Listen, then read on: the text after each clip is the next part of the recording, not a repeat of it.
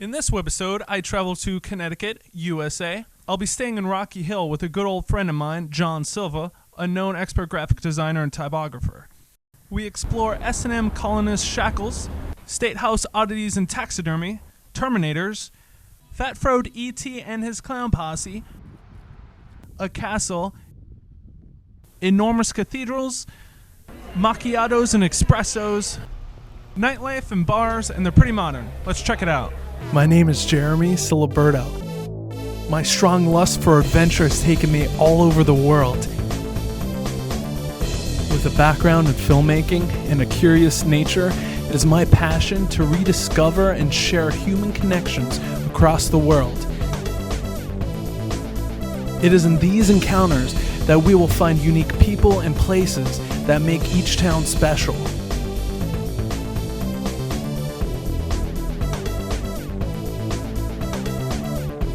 I welcome you to join me on this adventure on atlasconnect.tv.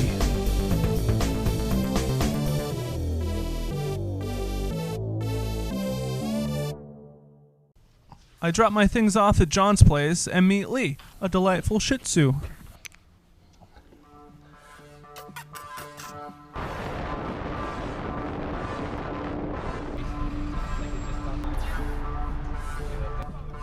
Hungry for brunch, we hit Blue Plate Kitchen in West Hartford. Here they have a solid menu of comfort food with espressos and egg top goodness. Sure.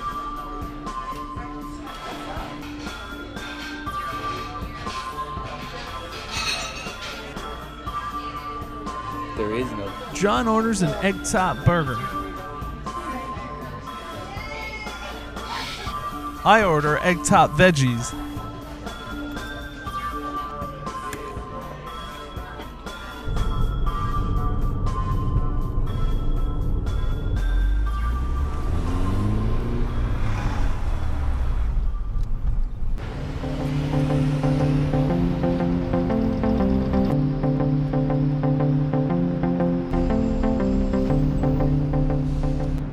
Here we find shackles and a fence equipped with axes.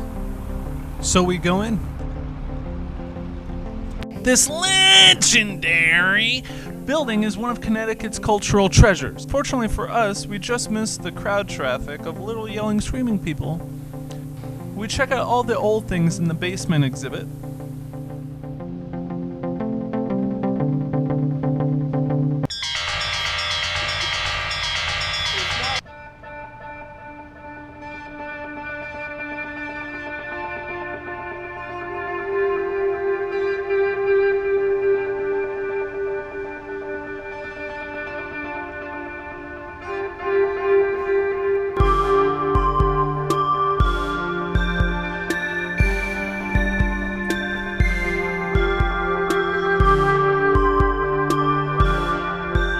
In 1636, the first meeting house was only 36 feet by 23 feet. A year later, they expanded, since it was an all-in-one building consisting of religious, democratic, and essentially entertainment purposes. But in 1783, during an Independence Day celebration, the building caught fire. Now, no one's sure if it was an old DIY firework or knocked over candle, who's to say? But they rebuilt it and eventually installed electricity, made a kids exhibit, and produced a historical educational movie about the building.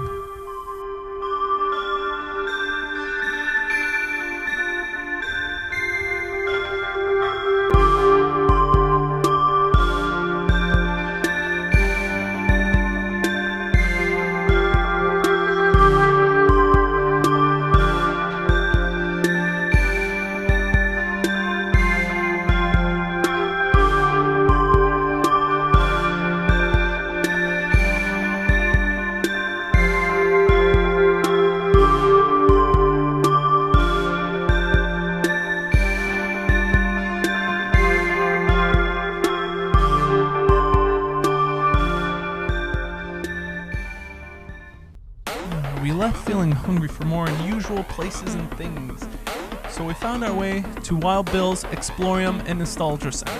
Located in Middleton, it's not just a store, it's a way of life for owner Bill. who has been collecting stuff ever since he was a kid, 60 plus years ago. In the store, you'll find endless collectibles, posters, taxidermy, dolls, costumes, toys, magazines, records, oddities, flags, petrified turtle shells, whale bones, Pee Wee Herman's bike, handmade things, and so much more.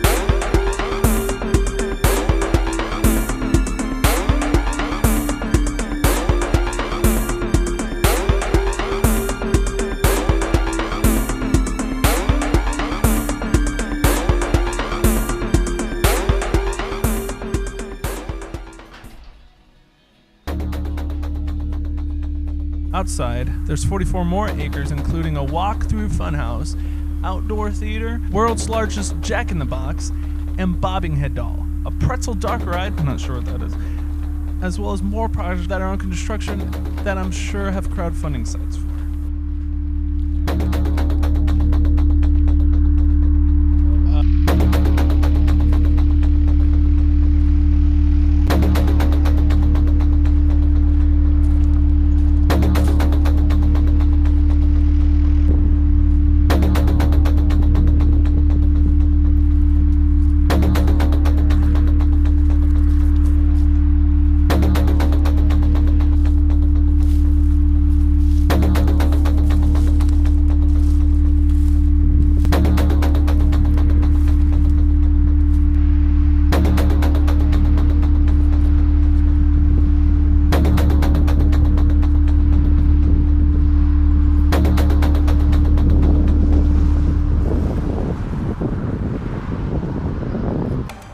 Hungry for Thai food, we stop at Puket's Cafe in RockyHill.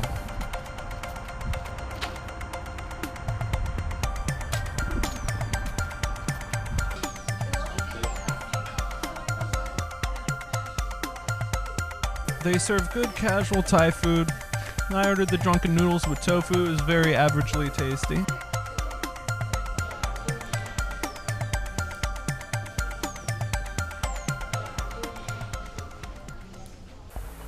Back in Hartford, the city streets are bare.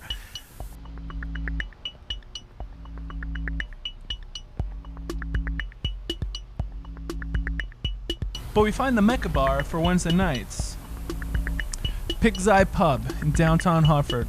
They have pool tables, patio areas, multi-bar areas, and daily specials. Hey, why not?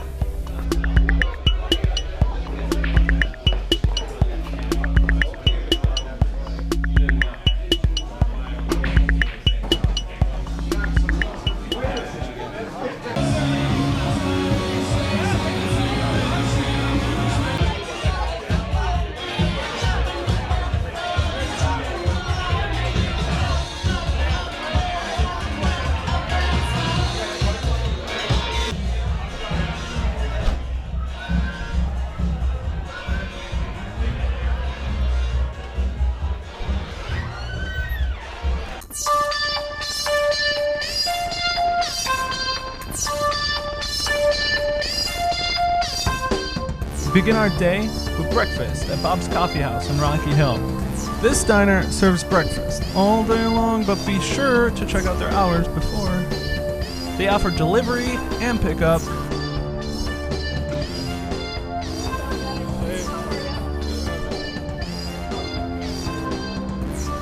I ordered the veggie omelet with toast and potatoes. Very tasty.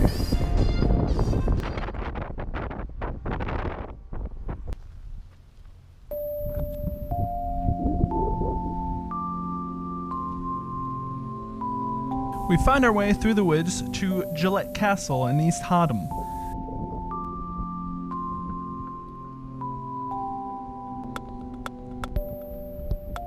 Actor, director, playwright William Hooker Gillette bought this 84-acre estate known as the Seventh Sister. The eye-catcher masterpiece of this landscape is a 24-room mansion that was built to look like a medieval castle, so don't be fooled. In 1914, it took 20 men 5 years to complete the main structure.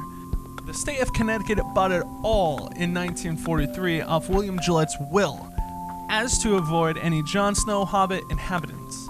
The woods around the castle are woven with hiking trails and walking paths.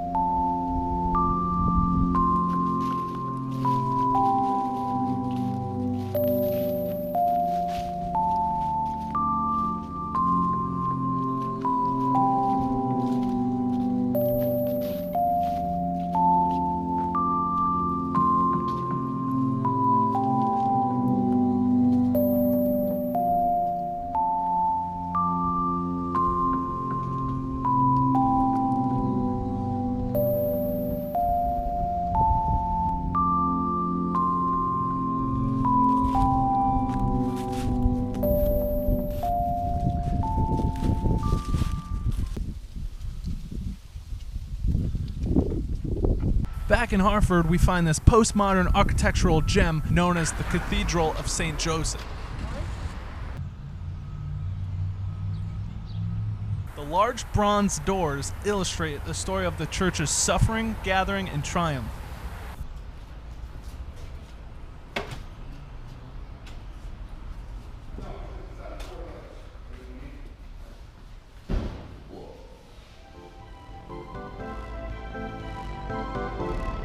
Each large window is 67 feet tall by 13 feet wide and illustrates the story of the Savior present in the Gospel.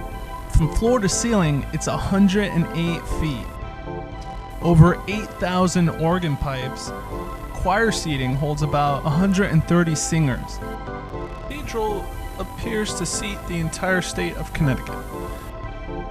In 1892, Bishop Lawrence McCahan consecrated the cathedral, but in 1956, the original cathedral caught fire and burnt to beyond salvation. It wasn't until 1962 the auxiliary Bishop Hackett consecrated it, the second cathedral.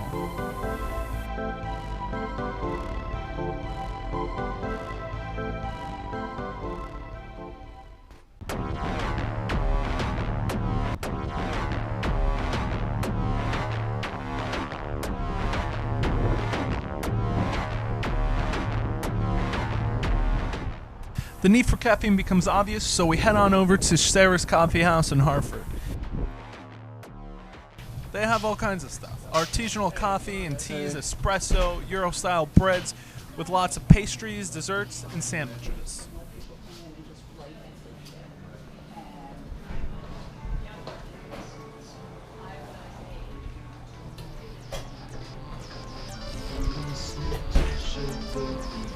We cruise over to Tisane, a Euro-style cafe and bar in Hartford.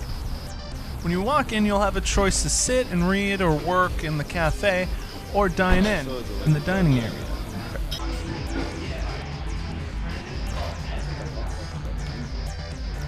I order an iced tea and a grilled veggie sandwich with truffle fries. We catch a movie at the Bowtie Cinema in Hartford. And it's a typical chain movie theater with locations littered throughout New York, Colorado, New Jersey, Maryland, Virginia. You know, it's no Cine family. For dinner, we head to a place called Bar in downtown NewHaven.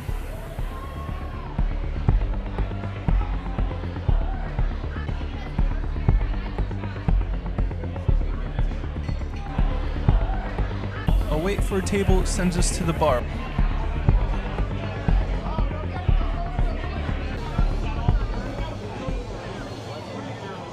We get seated, and the menu consists of DIY pizza building, some salad options, wine and beer, but hey, pizza's pretty good. I pretty much made it myself.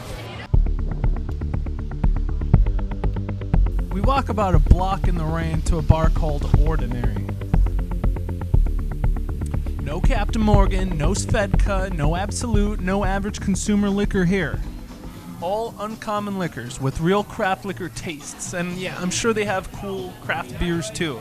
But what I enjoyed most about this place is I could talk to the dapperly dressed bartender about the distilleries and their liquor. Delicious.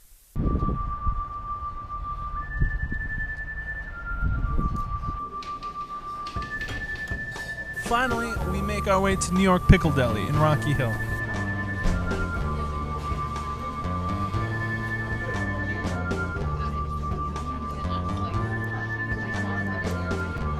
They bring me juice in a bottle.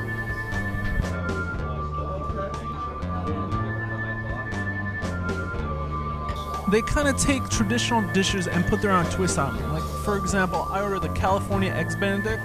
That's where they replace the Canadian bacon with an avocado. Huh. Well,